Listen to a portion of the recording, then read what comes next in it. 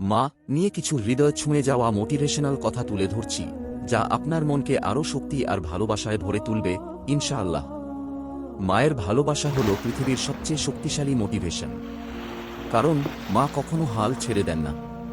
মা যদি কষ্ট পান, তবুও ছেলেমেয়ের হাসির জন্য তিনি শক্ত থাকেন।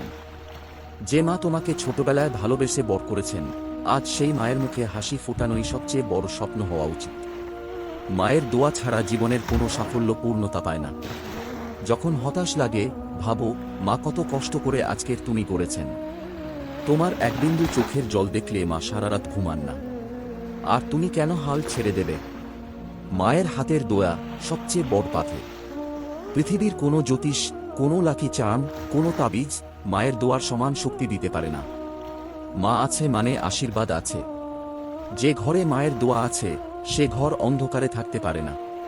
তাই মায়ের জন্য দোয়া করো, মায়ের খেদমত করো, দেখবে আল্লাহ সব সমস্যা দূর করে দিবে। মোটিভেশন।